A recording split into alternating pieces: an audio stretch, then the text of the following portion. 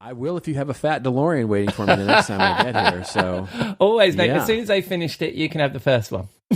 Yeah, there you go. I like it.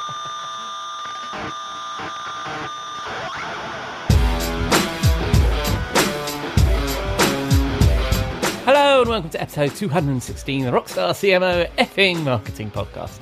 It's Saturday, the 4th of May. I hope you've had a good week and you're staying as sane as you feel you need to be. I'm your host, Ian Truscott. I'm not a rock star, but I am a CMO and I'm a trusted advisor. And on this podcast, with the help of my chums, we share marketing street knowledge to inspire your inner rock star. Come say hello. You can find links to me and my guests in the show notes at rockstarcmo.com or on LinkedIn at rockstarcmo. And we are proud members of the Marketing Podcast Network. My normal studio sidekick Jeff is away for another week, so it's just me solo in the studio sharing 5 thoughts for the week. And in the Rockstar CMO virtual bar, Robert Rose shares his thoughts over a very fine sounding cocktail. But first, we need to pay the bar tab. I'll be back in a moment. We'll be right back. We'll be right back. You may know you're listening to this show along the Marketing Podcast Network, but did you know there are other great shows on MPN to help your business? Christy Heiler hosts a fantastic podcast called Own It. Christy, tell us more about the show. Own It is all about celebrating women and non-binary advertising agency owners. We talk about buying out of the boys' club of advertising because less than 1% of ad agencies are owned by women. And where can people subscribe? You can find the podcast at untilyouownit.com. We're also on the Marketing Podcast Network at marketingpodcast.net. And of course, you can subscribe wherever you get your podcasts. You heard her. Go subscribe.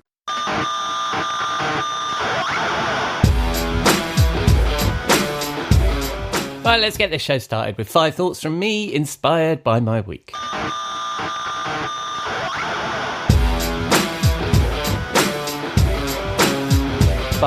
effing thoughts from me this week. It's probably the last time in a while as Jeff is back next week, but I'm curious to know what you thought of this experience. Maybe I'll continue with a shorter version of this. As ever, I'm keen to hear your thoughts. Anyway, my first thought. I'm starting with a thought about competitors and specifically who they are.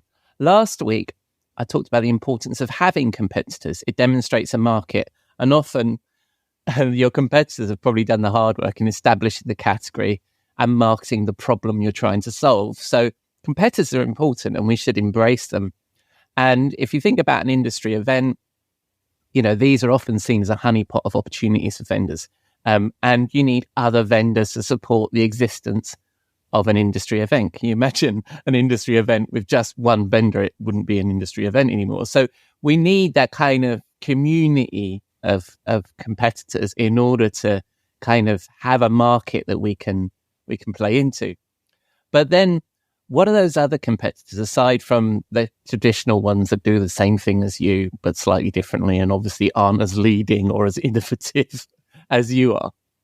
Well, the other competitors we need to think about perhaps are like do nothing. And this is probably the most popular competitor that we probably face as B2B marketers. You know, the thing they're doing today is just good enough. They don't need to change. And I think I talk a lot about in B2B marketing that a lot of our job is actually to inspire change. Why would they consider our product, our services, or whatever it is that we're shilling is because they would, and for them to adopt it, they're going to need to change. So have a think about what is it they're doing today? What tools and processes, what change in the world actually could make them continuing like that be untenable? So what is it you could introduce them that says, doing it like that tomorrow is not going to work. You need to think about this differently. You need change. You need to think about our product. The other big competitor, I think, for us, and it's like a relation of do nothing, is the fear of fucking up. So people are galvanized not to make a decision. So they're worried about making a decision and they don't want to screw up that decision. So they continue to kick the decision down the road and they continue to do nothing, because they have this fear. And I've talked about this quite a bit, probably on my blog more than on this podcast, is the idea that actually B2B buying is quite emotional and we need to think about that with our personas. What risk are they putting into making a decision to choose our product? And how can we help de-risk that decision? What can we show them that will say to them, this is going to work. This is going to be okay. You don't need to fear fucking up, right? Which is our big competitor there. The other competitor that I think a lot of people put a lot of effort into talking about, aside from, our traditional competitors and the idea the buyer might not do anything, is this competition for attention. So I saw a funny video on LinkedIn the other day that I think was probably came from TikTok about somebody parodying a B2B marketer, where, their content versus, something exciting happening over on TikTok. So are we competing for attention with funny TikTok videos with our content? And I don't necessarily think that's true. And also, you've probably heard me talk about the bollocks of the sort of goldfish idea that we've got a limited attention span. Yes, competition for attention is much keener than it used to be, but I still think people will make the time for that. But it's something we need to consider when we're looking at our competitors. So not just our competitors that we need, those that are in our market, not just the competitor of do nothing, make sure that they move forward and they don't fear fucking up, but also how do we grab their attention? What is it that we need to put into our content that sort of invites us into that conversation? I think I talked a bit about that last week as well. So speaking of TikTok, my second thought is a quick thought on rented land. And of course, there are content creators that are currently nervous about TikTok being banned, but I'm not really going to talk about that. You can hear about that and lots of other podcasts. But a little glitch in my podcast this week suggests that maybe we need to rethink how we apply the term rented. See, what happened last week, there was a bit of a glitch in the matrix that was beyond my control that meant that Apple Podcast didn't pick up this podcast for quite a few hours. And it took a while for me to fix it and see what had happened and realize that Apple hadn't picked up my podcast. And you can manually go in and there's things you can do, and it doesn't really matter right now. But clearly there had been a disconnect between the podcast hosts and the syndication and Apple Podcasts. Now, most of you actually listen to this podcast on Apple Podcasts. So it was a big bit of a dip in the audience. And you've probably heard people like Joe Polizzi, who's I'm a bit of a fan of, that I kind of share some of his work when I'm talking, when I do this or when I do my blog posts. And when he talks about, and obviously he works with Robert Rose, who you'll hear from in a moment in the bar. And you normally hear this term rented land applied to social media. And the fact that, there could be a change in terms of service or an algorithm change, or like the TikTok example of it being banned, suddenly you've lost your whole audience. But this little example that I had last week suggests that maybe we need to think about how we define rented land. This Google Doc, for example, that I've written some notes on for this podcast that I'm reading from right now, is rented. I'm actually experimenting with Adobe Podcast to record this. That's rented. And then the platform that you're hearing this from and that I'm syndicating it through, as from the example of last Saturday and that little fuck up basically between the podcast host and Apple, suggests that all of that is rented. So everything is rented. And normally podcast is not normally considered rented land as it's direct, because, this is pretty much more in my control, I guess, in a social media algorithm. You can choose to listen to me and you have got choices. But sort of monopolies still sort of exist. For example, the fact that so many of you listen to this on Apple Podcasts gives them a level of control. Although I actually did see a little spike in Spotify listeners last week. So obviously some people thought, hang on, where has it gone? Is it still exist? Oh, yes, I found it. It's on Spotify. But that obviously could be a coincidence. But Apple sort of own my connection with you.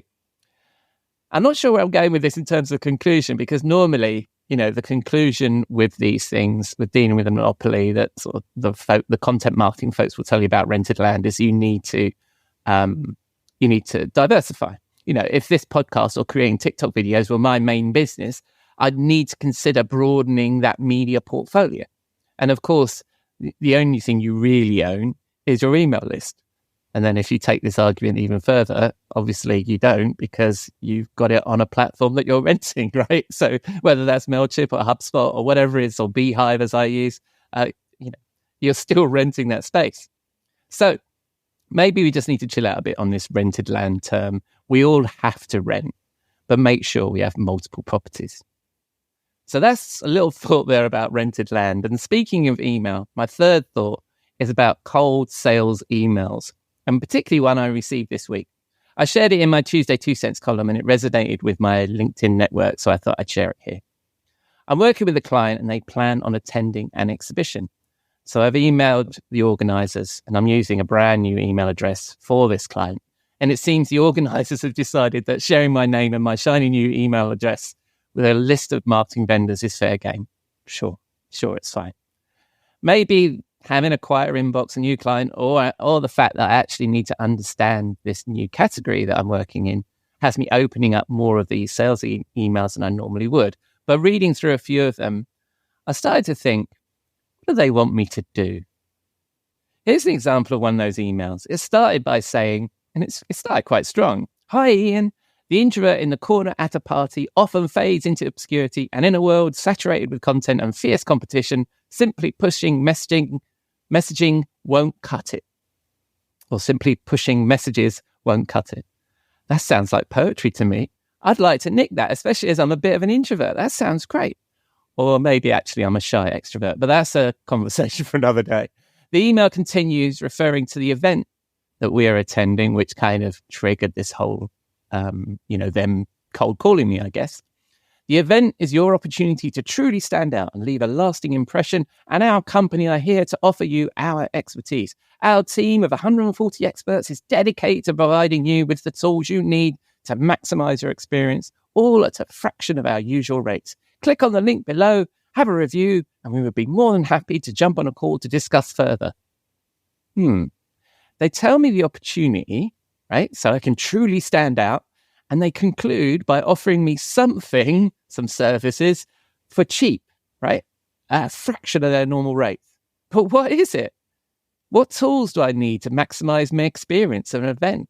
I've been to lots of events. I don't recall needing tools to maximize my experience beyond knowing which coffee stand has the shortest queue and the best spot to get a seat for lunch. Okay, and also maybe convincing the salespeople to get off the phones and just put the fucking leads into the CRM. But I've digressed. What problem will they actually solve for me? This email doesn't tell me that. And think of the plight of the modern email. It's like an Indiana Jones movie. It's entering the temple of doom, the torturous journey of being planned, sent, and ducking the blows of Apple, Google, and Outlook, trying to punt you into junk, unimportant or not focused on. And then finally, that moment when it survives, and after all of that, it gets opened and read. It has its moment to shine, and it's offering to maximize your experience at a fraction of our usual rates. It's a shame, isn't it, for this poor email? Maybe we've all been there. We've all been in the meeting where the goal is to do a thing, send an email campaign, attend an event, have a tick-face strategy or some random act of marketing. And as I've shared often, when managing a marketing team, we need to ask why. We need to ask it often. This marketer's goal was not to send the email, but to get me to do something. And I think if you can articulate why you are doing something internally during a campaign's planning phase, we're better able to make that ask during the execution. I use the phrase make that ask because I've heard a few times recently that one of the differences between good and bad salespeople is the ability to ask for business. So back to this kind of cold email, ask yourself why. Why does the recipient care? And in this case, me, because you can help them with a need or pain. What is that need or pain, and how can you do that? And why should the recipient act? Because you showed me how to get that help and you asked me to do it. I mean, what's the worst that can happen? An email doesn't get opened, it doesn't get clicked through. It just happened. And then for the love of God, quit. Don't follow up with all the passive aggressive shit that clutters our inboxes. I just had an internal salesperson email me telling me how disappointed he is in me. To use a fishing analogy, you've cast your bait, just cast again, try somebody else. I'm not sure if this is a great segue into my fourth thought, but that's my thinking at the moment about these cold emails. But I mentioned planning there, and I want to touch on something that I've been digging into as I've wanted to include this in my book that you may have heard I'm trying to write. And it's triggered by some things I'm reading on LinkedIn, and I'm a bit concerned about it. It's what's being described as a diversity bonus, in that it doesn't matter what background, gender, level of education, political bias, age, or ethnicity you are. if you look around your team and see only people like you, you're probably missing an opportunity to improve your team's performance, specifically around creativity. I'm digging into some studies that point to this, pretty keen on this topic. For example, in their publication, Insights by Stanford Business, from the Stanford Business Graduate School of Business, Professor Adina Sterling, an organizational theorist and economic sociologist, she might be a socialist as well, I don't know, states, when people from different backgrounds that have different ideas come together, research has shown is that they tend to outperform from a creative and an innovative standpoint, groups that outperform groups that are more homogeneous. Okay, I'm struggling there a bit with some of those words, but you get my point. She's saying that diverse teams outperform homogeneous teams from a creative point of view and from an innovative point of view. And it's tempting to think this diversity bonus is most beneficial for B2B businesses that serve an audience with high levels of diversity. So, for example, if you're selling into a market where the audience tends to be diverse, then your business should be diverse. And that we need to build teams that reflect our buyer and worry less if we serve traditional homogeneous industries. For example, I was chatting to an industry analyst who remarked about how many of the buyers in the category she covered were women and how many of the sellers were men. The vendors didn't reflect the market, which is a good observation. I think that's something worth thinking about. But these studies suggest to me that diversifying our creative thinking is beneficial for all of us, beyond just being the right thing to do, even if our company already reflects our audience. You know, the typical one, obviously, is, you know, you've got a bunch of men selling into a business that's a bunch of men. It's still going to be beneficial to have a diverse group in your marketing team because you'll have better ideas. And one of my chums, Keith Smith, explored this with some interviews on his Fuel podcast last year.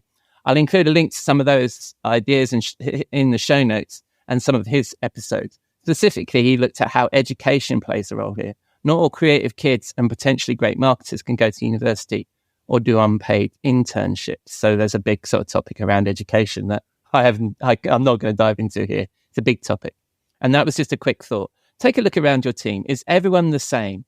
And it's not just gender and race, but economic background, education, and the experience they had getting to that position. Like I say, diversity isn't just the right thing to do.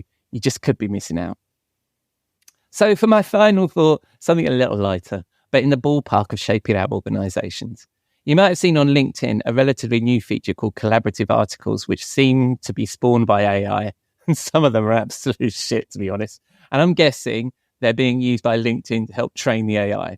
But I've been drawn in as they've gamified it, offering badges for top contributors. Who doesn't love a badge? Anyway, chipping in on one article, I came across a contribution from another marketer. They included a piece of advice she had been given by their boss. If you can help me grow, I can help you grow, which they'd appreciated. They said this advice had been useful in managing upwards later in their career, as understanding their relationship with their manager. But I wasn't sure how I felt about that. Should it be a contract? Shouldn't a boss be helping one of their subordinates grow unconditionally by default? Should it be framed in this way as a quid pro quo contract? As marketers, we are usually employed to make other people more successful or a little richer. Whether it's the leadership team, investors or shareholders, we're obviously not the only ones in the organization doing this, but it's the job. We often recommend that we tie our marketing objectives with those of the leadership team and the business on this podcast and in our work. And of course, the more successful we can be as marketers in driving the business forward, the better things get for us. The word gets out and the world gets a bit more fun, and we can work with a bigger team, fun agencies, and we can indeed grow as marketing professionals. So the statement is absolutely true. If you can help me grow, I can help you grow. But should a boss be saying that to the team? Those are my thoughts for this week. And as is customary on this show, we have a 30-second musical interlude. And here is my track for this week. It's Georgia Smith, Be Honest, featuring Burna Boy from 2019. Partly because I just really like this track. And I've had it on repeat on Spotify this week. But also, it's a common thread through these thoughts. Be honest. I know you want me every day, not only when you're lonely. Yeah, you see, you think you know me, but you don't even know nothing about me. Yeah, you see my thick thighs, lost when you look into my brown eyes. See my little ways can make you switch sides. You never know the devil in a disguise, so why don't you stand up, baby? And tell me, So let me show you, I don't need to back it up. Don't wanna hold you, mold you slow, just split you in half with my heart. I just wanna love on you, trust in you, honor you, please do the same on your part. Be honest, you want this, I can be honest. Little snippet of Georgia Smith, Be Honest, there from 2019. And next week, as I mentioned, Jeff is back, and we're currently batting back and forth some topics to discuss. So if you have some ideas or thoughts that have caught your attention this week, why don't you let us know? Right, it's been a long week. Time for a cocktail and a marketing thought with Robert Rose, the Chief Troublemaker at the Content Advisory, as we join him in the Rockstar CMO virtual bar. Good evening, Robert. What are you drinking? Oh, hello. Wow, what is going on in here? You've got a factory going on in here. I mean, you've got full metal presses, you've got hydraulic presses, you've got a conveyor belt going on. What is it that you're manufacturing here? It looks like a whole... Look like you've completely turned this place into a manufacturing. I mean, yeah, it's Fat DeLoreans. It was an idea Fat that I DeLoreans. heard. Yeah, it was an idea I heard last week, and I thought, well, it's time that somebody started making Fat DeLorean. You'll start making the Cybertruck, the Rockstar CMO version of the Cybertruck. I like it. Yeah, it's loud. It's loud, but as it should be, I guess, for manufacturing automobiles. But EVs, right? You're in the EV business these days, so. I am. Yeah. All right, so if we move away from this big machine making all of this noise and maybe make ourselves a cocktail. Are you suggesting we should segue out of something? Okay, fine. We'll segue out. Yes, we will segue out. Sure we have a lovely cocktail. Okay. We have a lovely cocktail for this week. This is a fancier cocktail. Yes. And it is another. Last week we featured the Cadillac Margarita, but this week we'll feature another tequila drink. And it's called the Petronio. And this is it's again on the fancier side, so you probably don't have this in your desktop bar. And it comes out of Cartagena, Colombia, this cocktail. So it starts with tequila, 1.5 parts, like a normal tequila cocktail would. A reposado for sure. You don't want to go añejo here. You want to go with a reposado, which is sort of in the middle of heaviness, as it were. Great for cocktails, tequila cocktails. Then you want to go with a 1/2 part of vanilla liqueur. Any of your vanilla liqueurs will do. You want to go with a little bit of lemon juice, maybe 1/2 ounce of lemon juice, 1/2 ounce of orange juice, both freshly squeezed if you can get it, and then a 1 part of lulo puree. Fruit. It's kind of a fruit puree there, and that. You mix all that together into a cocktail shaker filled with ice. You pull that over and over the ice in your cocktail glass and chill it if you want to, but or just start drinking. And garnish maybe with an orange wheel or something like that on the top, and it will froth up. It'll be a nice little frothy drink, and it is an absolutely refreshing, wonderful cocktail. Very sweet and lovely. Nice. Where did you come across this one? Because it's got 2 ingredients that, I mean, I'm not familiar with vanilla liqueur, and as for lulo puree, I have no idea what that is. So, how did you discover this particular one? This one was recommended to me by a friend, and then I went and actually looked up the recipe, and tried it, and it was actually quite good. You can actually get lulo puree. Lulo is a fruit, right? So it's commonly used in smoothies and or desserts and stuff like that.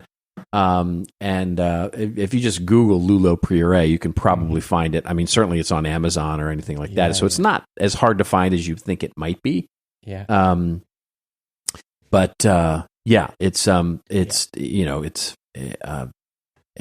Anyway, you can find it pretty easily. Cool. I'd never heard of it. So, the very nice, sophisticated drinks again this week. Whereabouts are we drinking these this week? We would drink these, somewhere. I think we need to get out to the water. So let's find a beach somewhere. Maybe somewhere. On the Gulf Coast, maybe you know where we'll go is we'll go down to Joe Polizzi. My friend just got back from the Florida Keys. Oh, I love it down there. It could be argued that I had my honeymoon there because we got married and moved to the US 100 years ago, and our first holiday memory in the US was to go down to Miami and then go down to the Keys. So technically it's our honeymoon, and so it's many fond memories down in that part of the world. So lovely, and it is the best part of Florida, isn't it? Yeah. Yeah, it's really the only good part of Florida. Yeah. So we had a bit of a rant last week. So shall we do Florida this week? Yeah, that's right. So, but in truth, we're sipping these drinks in on the Keys. When conversation turns to marketing, what are we talking about this week, mate? Well, we're going to talk a little bit about social media. Because honestly, we haven't talked about social media a lot in a long time. And it's interesting because, that it's still a thing, and we still need to deal with it.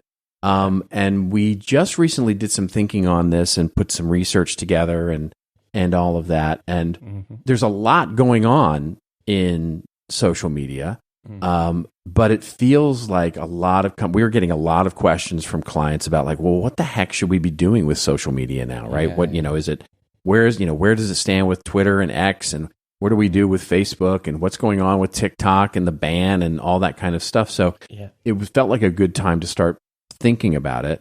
And the interesting thing from a marketing perspective is that there's a very subtle but important shift that is providing an opportunity.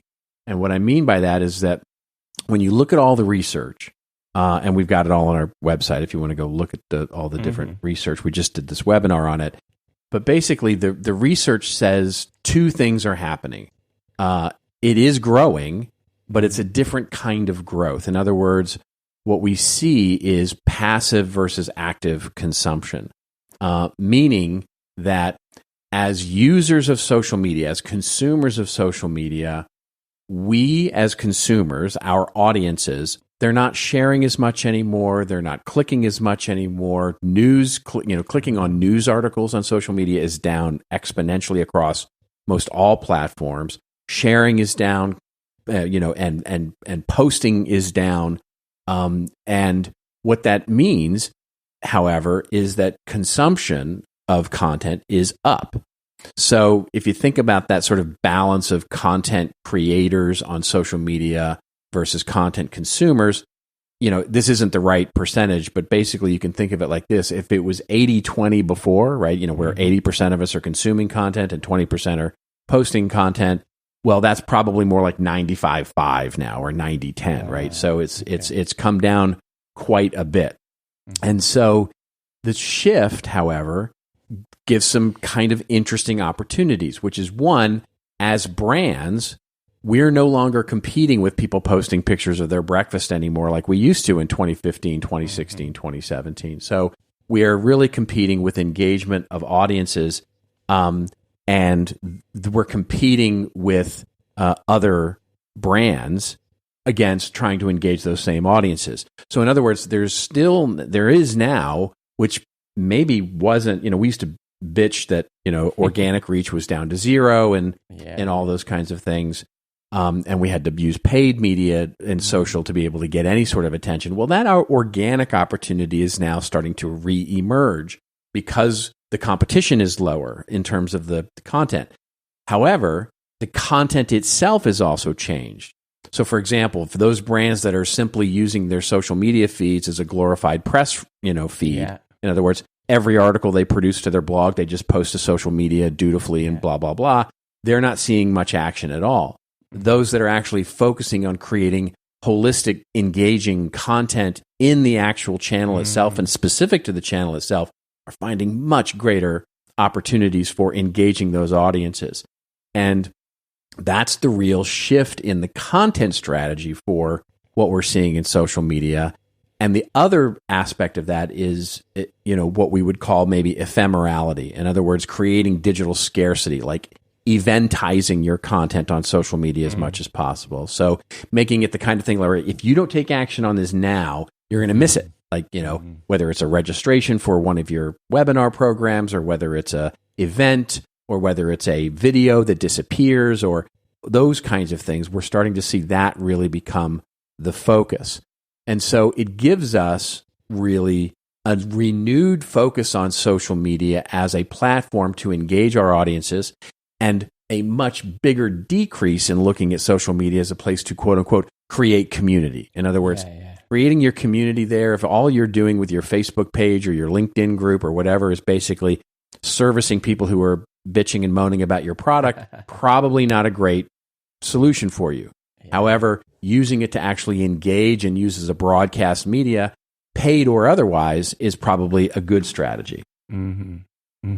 That's really interesting, because what I was wondering as you were talking there, engagement is up, but only if we play within their walled garden, because people aren't clicking through and engaging with the rest of our content. So that's where people are saying that organic social isn't working anymore, isn't it? It's not working because it's not driving people towards their properties. It's keeping people within the walled garden, right? That's right. Yeah. I mean, we've got the paid. I mean, so organic reach is still tough, right? I mean, let's just be honest. I mean, it's still very hard, and the algorithm works against us, and all those kinds of things. So paid plays an incredibly important role. So does shoppable, by the way. So shoppable is the other category that is really up, especially on things like Instagram and Facebook if you're in B2C. But if you're in B2B, for example, having great content on LinkedIn is incredibly important.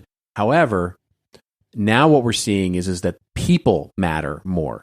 So it's looking at your employees as content creators and influencers to try and create that sort of wave of great content going out on a social media platform, rather than sort of centralizing it only on your brand and using your brand to then do things like promote, like paid promotion of posts and paid promotion of other things, and elevate the people, but also elevate brands and stuff. Right. Because I was going to ask you also about the algorithm, because one of the things on LinkedIn that I've heard a lot, and it's very hard, I've tried experiments to see whether it's true or not, but is that actually the algorithm, particularly on LinkedIn, is punishing people for having links in their content.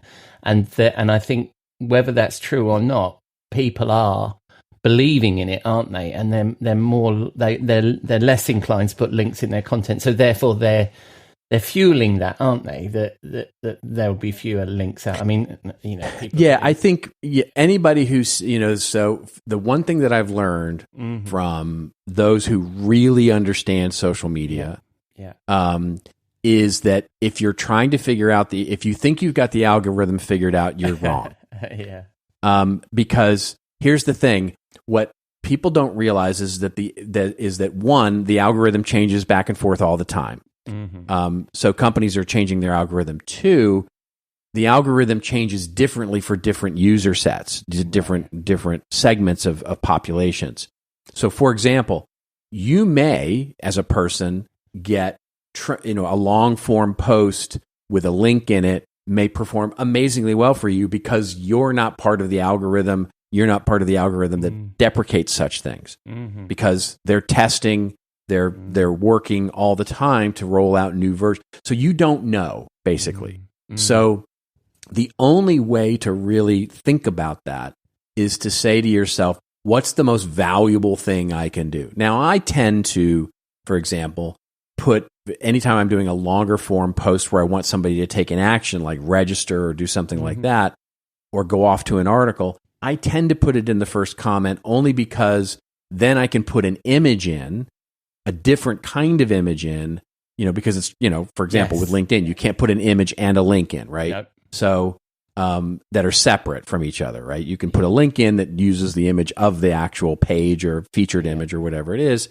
Yeah. But then I can put whatever image I want in there, and I can put the link in the first comment, and I know then that I'm going to get people that are truly reading the post and then going to the first comment and doing that, right? So I'm actually building in a bit of friction purposely for that. Right. That's my by design, not necessarily because I'm trying to game the algorithm. Although if that helps, I don't know. It doesn't matter. I don't even think about it that way. But what we do know is that longer form, more valuable content is resonating better for most of the platforms, right?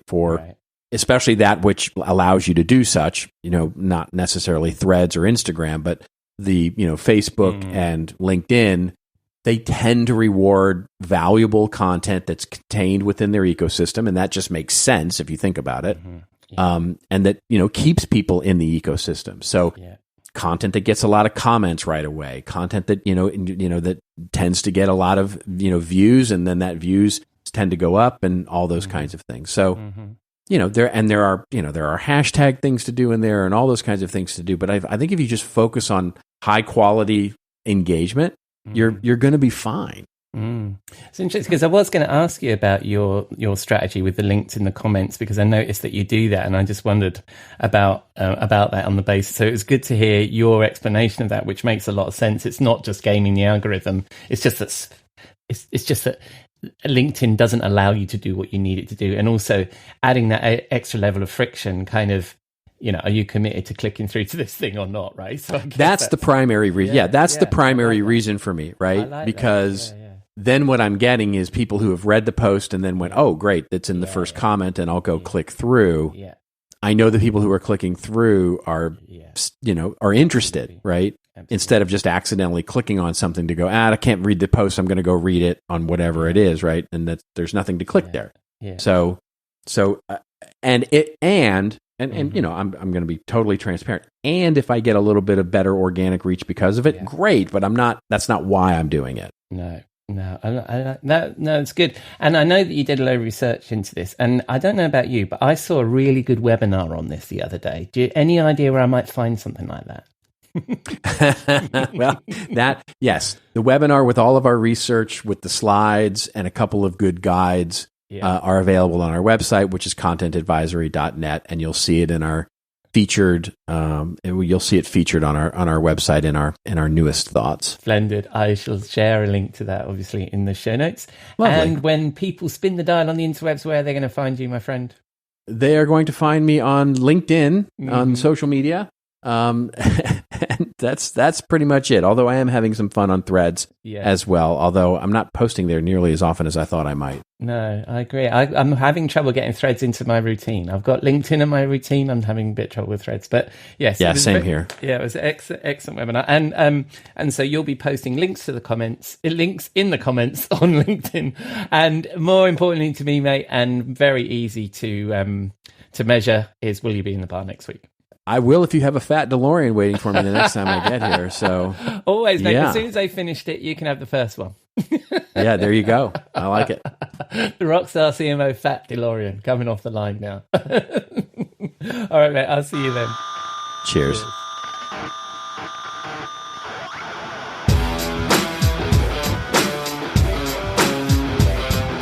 Thank you, Robert. I don't know about you, but I've been watching the coverage of the Miami Grand Prix, and I could use a bit of Florida Keys right now and one of Robert's splendid cocktails. So that's a wrap on episode 216 of the Rockstar CMO effing marketing podcast. I've been your host, Ian Truscott. You can find links to me, Robert, and all the things we've discussed in the show notes on rockstarcmo.com, along with our blog, newsletter, and all of our previous episodes. And thank you for dropping a dime into your podcasting jukebox, selecting our track and jiving along with us. I'd love to hear from you, so please say hello or drop us a rating or review in your favourite podcast app, or just keep listening. I'm glad you're here. Next week, Jeff is back, and we might be chatting about frontline marketing, but we haven't decided yet. And Robert will be back in the virtual bar with his weekly marketing talk. Until then, have a great week. And I hope you can join us here next week on Rockstar CMO FM.